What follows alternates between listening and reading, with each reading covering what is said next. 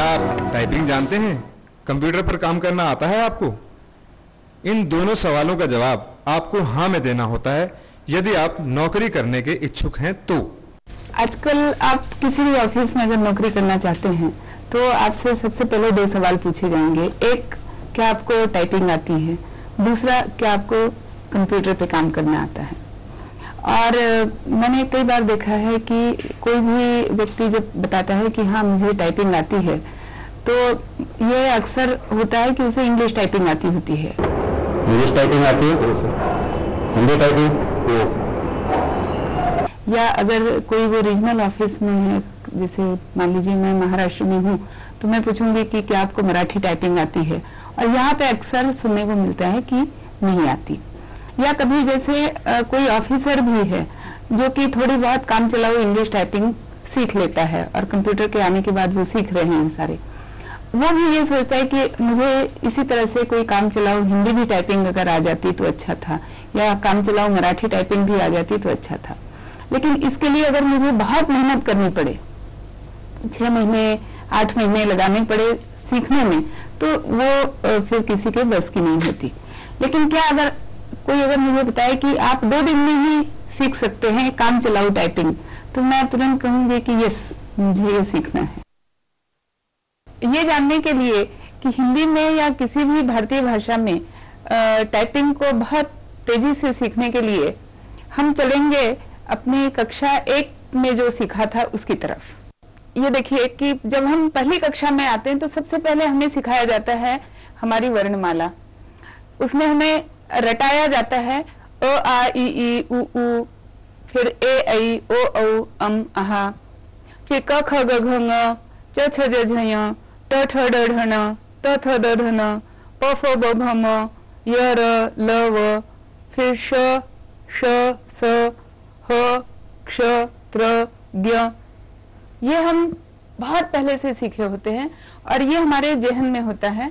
और सबसे बड़ी खूबसूरती ये है कि किसी भी भारत के कोने में आप चले जाएं तो जहां वर्णमाला सिखाई जाती है वो इसी क्रम से सिखाई जाती है। तो इसका भी फायदा हम उठा सकते हैं कि हम किसी भी भाषा में अगर टाइपिंग क्विकली सीखना चाहें तो इस बात का हम फायदा उठा सकते हैं। पहले हम देखते हैं कि ये वर्णमाला किस तरह से बनाई गई है।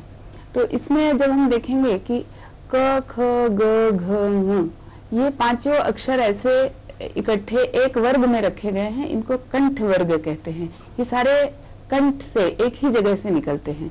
इसी तरह से च छ ज झ य, ये एक ही वर्ग के अक्षर हैं। फिर ट ठ ड ढ न, ये तीसरे वर्ग के अक्षर हैं। फिर त थ द ध न, ये चौथे वर्ग के अक्षर हैं। और जैसे चौथा दंत वर्ग है, जो दांत में जीभ लगा करके बोला जाता है, वो है तो थ द ध न। और 5वां ओष्ठ वर्ग है, जो जहाँ पे ओठ एक दूसरे से मिलते हैं, वो है प फ ब भ म। तो इस तरह से वर्णमाला में ही कई सैकड़ों हजारों वर्षों पूर्व ये क्लासिफिकेशन किया हुआ है। ये हमें पहली कक्षा से ही हमें ये मालूम होता है कि क ख ग घ ङ, ये 5 अक्षर एक साथ चलते हैं। फिर च छ ज झ ञ, ये एक साथ चलते हैं। फिर ट ठ ड ढ न एक साथ चलते हैं। त थ द ध न एक साथ चलते हैं। प फ ब भ म एक साथ चलते हैं। तो इसी बात का उपयोग करके जब हम कंप्यूटर पे कोई प्रणाली बनाते हैं, कीबोर्ड पे कोई प्रणाली बनाते हैं, टाइपिंग के लिए कोई प्रणाली बनाते हैं, तो वो टाइपिंग हमारे लिए बहुत आसान, बहुत सिस्टमेटिक हो जाता है। और इसी बात की हम चर्चा आगे करेंगे। देखिए, जब इंग्लिश टाइपराइटर्स बने तो उन्होंने पहले बहुत रिसर्च की कि अंग्रेजी में किस शब्दों का ज्यादा इस्तेमाल होता है, किन अक्षरों का ज्यादा इस्तेमाल होता है, और उसी हिसाब से टाइपराइटर बना कि जो अक्षर अधिक इस्तेमाल होता है उसके लिए अलग उंगलियां हो, उसकी जगह ज्यादा सही हो, ज्यादा कन्वीनियंट हो। और इसलिए जो हमारा टाइपराइटर, जो अंग्रेजी टाइपराइटर है, उसमें आप देखेंगे उसको क्वेरिटी टाइपराइटर कहते हैं, कि उसमें ABCD नहीं होता है, उसमें QWERTY इस तरह से अक्षर अरेंज किए होते हैं। तो जब हिंदी टाइपराइटर्स बने तो वहां पर भी लोगों ने इसी तरह का थोड़ा बहुत रिसर्च करके और फिर ये देखा कि जो हिंदी में अक्षर ज्यादा यूज हो रहे हैं उनकी पोजीशन अलग हो, उनकी पोजीशन कन्वीनियंट हो, इस तरह से हिंदी टाइपराइटर डेवलप हुआ। उसी तरह से जब किसी दूसरी भारतीय भाषा में टाइपराइटर्स डेवलप हुए तो हालांकि वर्णमाला सभी भाषाओं में एक है और मात्रा लगाने का तरीका भी हर एक भाषा का एक ही सा है, लेकिन फिर भी चूंकि भाषा अलग है इसलिए जब दूसरी भाषा में टाइपराइटर डेवलप हुआ तो उन्होंने उसका कीबोर्ड जो है वो इस तरह से बनाया ताकि उस भाषा के टाइपिंग के लिए वो आसान पड़े। इसलिए आप देखेंगे कि हिंदी का अगर कीबोर्ड होगा और मलयाली की टाइपिंग का अगर कीबोर्ड होगा तो ये दोनों कीबोर्ड अलग अलग होते हैं। इसका एक दुष्परिणाम या एक परेशानी की बात हुई वो ये है कि अगर कोई आदमी किसी भारतीय भाषा में टाइपिंग सीख भी लेता है तो भी वो उसी अपने ज्ञान का या एक्सपर्टाइज का या प्रैक्टिस का इस्तेमाल वो दूसरी भाषा में नहीं कर सकता है।